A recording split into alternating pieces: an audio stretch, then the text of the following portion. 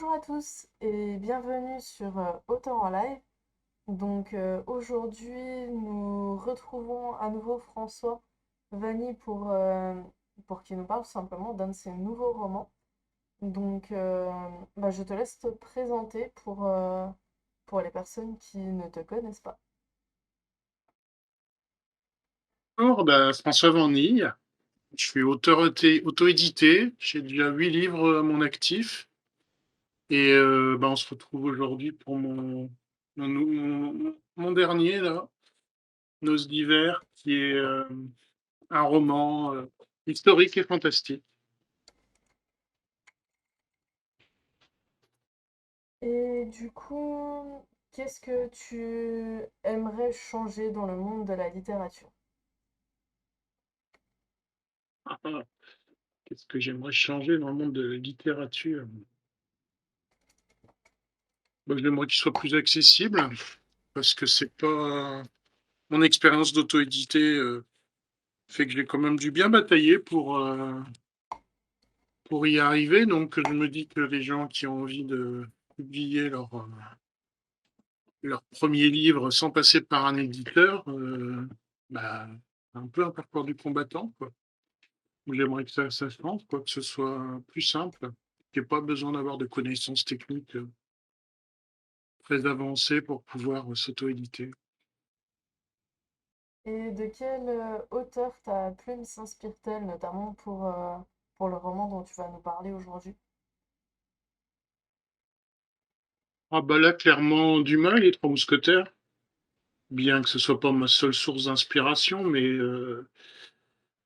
disons que c'est un roman historique. Je me souviens quand je l'ai écrit, j'avais quand même des images assez régulières du roman Les Trois Mousquetaires, pas les films, hein, vraiment le roman. Même si c'est un roman qui a été Les Trois Mousquetaires, qui a été écrit au 19e siècle, hein, donc il y a déjà, je dirais déjà une distorsion par rapport au côté historique, hein, parce que c'est fait par des gens du 19e siècle sur une histoire qui se passe au 17e.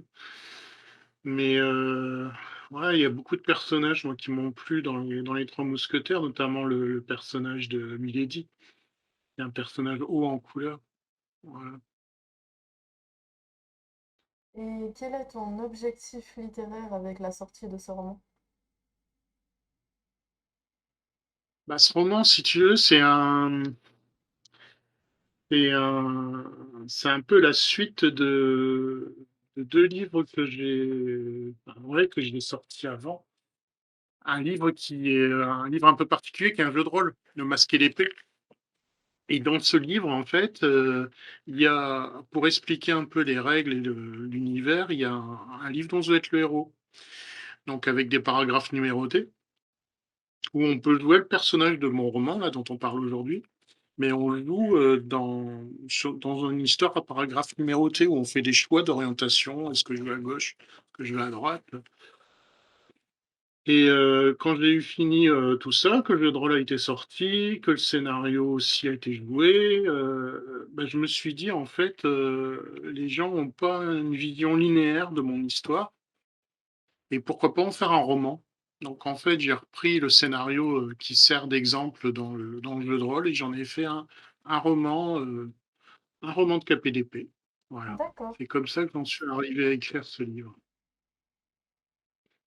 Donc avec le même personnage qui est Flavia, qui est une saltimbanque, d'avoir qui sort de l'adolescence, quoi.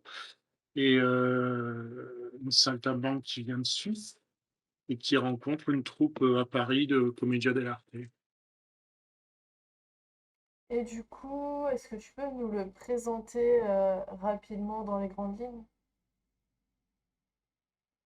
Oui, en fait, avec cette troupe, en fait, il y a un incident qui se passe parce ils organisent c'est à la fois du spectacle de rue, hein, et ils ont un théâtre. Et leur théâtre subit un incendie criminel.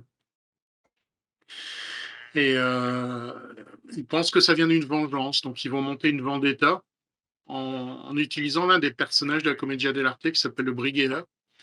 Ils vont tous utiliser ce masque et Et ils en font un peu leur sujet de vendetta, de vengeance, quoi. Et donc, dans ce livre, en fait, Flavia va enquêter pour essayer de retrouver les incendiaires du théâtre. Et elle va être confrontée, en fait, à aussi au monde un peu de l'ésotérisme de l'époque et des milieux occultes et des sociétés secrètes. Et voilà, c'est un peu comme ça que démarre le livre. Je ne vais pas trop vous spoiler, hein, mais voilà. Tout le sujet tourne autour d'une enquête qu'elle va faire pour retrouver les incendiaires du théâtre, de la troupe dans laquelle elle travaille. Et maintenant, une phrase pour convaincre le lecteur d'acheter ton roman. Eh bien, je dirais que c'est Les Mystères de Paris, c'est le nom du premier chapitre, hein, du livre. Les Mystères de Paris. Et ouais, c'est vivre une intrigue de mystère à travers un personnage jeune dans le Paris du XVIIe siècle, à la façon justement des romans de KPDP, côté picaresque, côté aventure urbaine au XVIIe siècle, avec un fond de fantastique, mais justement en essayant de rester quand même sur une accroche historique bien ancrée. Donc des personnages qui ont existé. D'accord. Et du coup, Ok. je te propose qu'on passe à la partie lecture. Donc, j'espère que tu as ton livre à côté. Et je te laisse Un livre à choisir. côté, oui. Un livre à côté. Je vais utiliser le livre. Voilà. Et, euh, et je vais lire le premier chapitre, justement. Celui dont vous parlez, qui s'appelle Les Mystères de Paris. Ah, Les Mystères de Paris, c'est le titre d'un livre du 19e siècle, justement.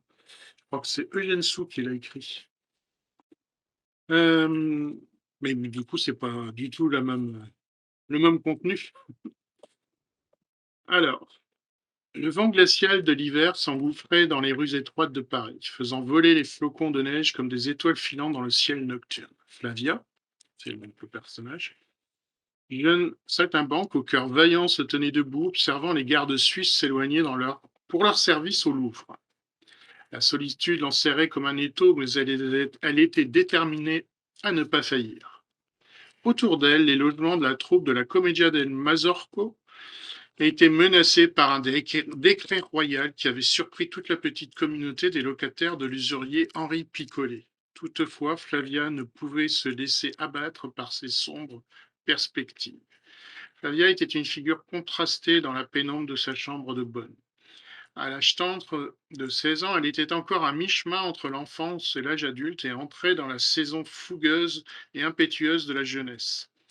Dotée d'un corps solide, athlétique et élancé, Flavia portait une aura de puissance maîtrisée, sa silhouette gracieuse révélant la force intérieure qui brûlait en elle, se révélant jusque dans ses postures, parfois défiantes, mais toujours élégantes.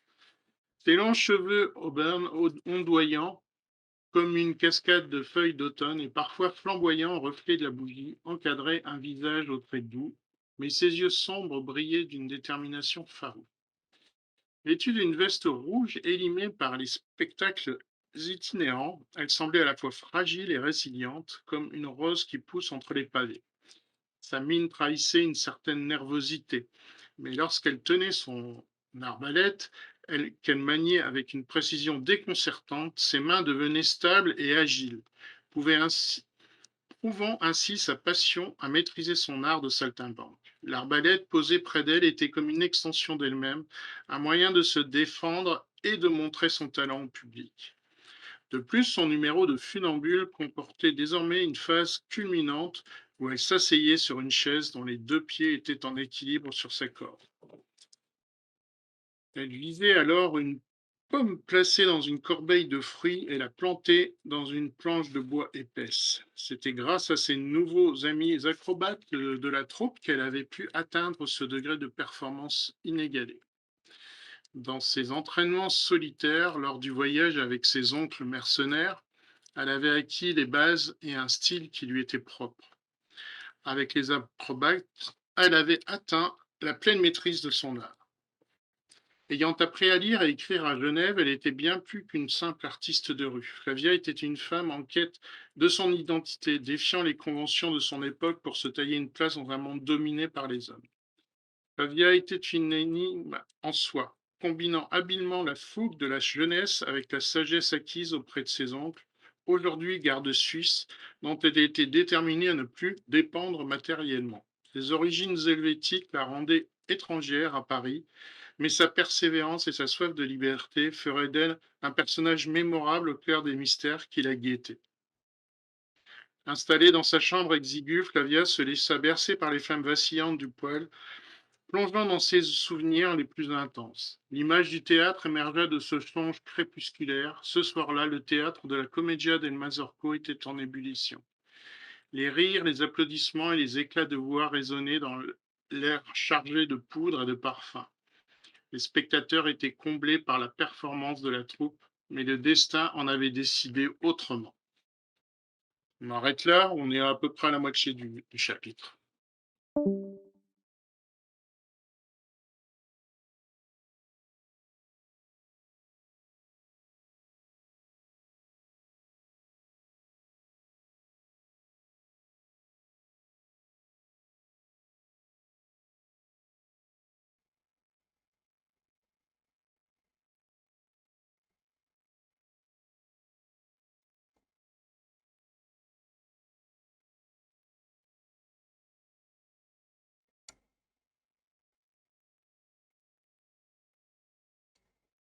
Ouais, parce que il est déconnecté sur Discord, donc j'attends qu'il revienne pour remettre le son. Enfin, en soi, le son il est encore actif, mais on ne pourra plus l'entendre. Mais du coup, moi, tu m'entends? On est d'accord.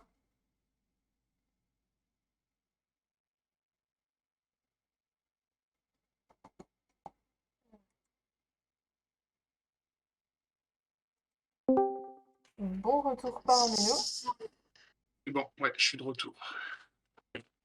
Alors, du coup,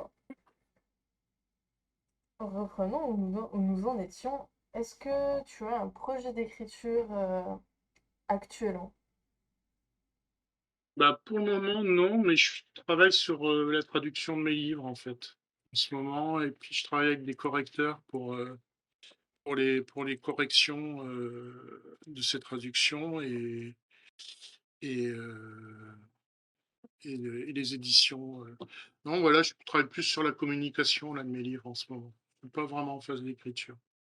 D'accord. Et est-ce que tu as un conseil à donner aux personnes qui souhaitent devenir auteur? Et bah, c'est tout simplement de se lancer parce que c'est c'est comme un escalier, quoi. C'est un pied devant l'autre.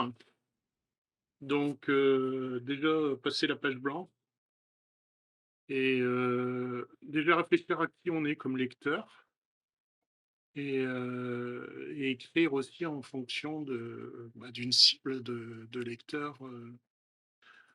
Parce que voilà, simplement écrire pour écrire, c'est pas forcément ce qui va aider à diffuser après son écrit auprès de lecteurs, quoi.